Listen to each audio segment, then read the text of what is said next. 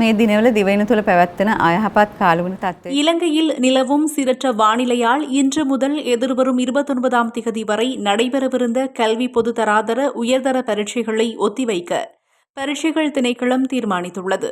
பரீட்சைகள் ஆணையாளர் நாயகம் எஸ். இந்திகா குமாரி லியனகே விசேட அறிவிப்பை வெளியிட்டு இதனை தெரிவித்துள்ளார். வளிமண்டலவியல் திணைக்களத்தோடு மேற்கொள்ளப்பட்ட கலந்துரையாடல்களுக்கு அமைய இந்த தீர்மானம் எடுக்கப்பட்டுள்ளது.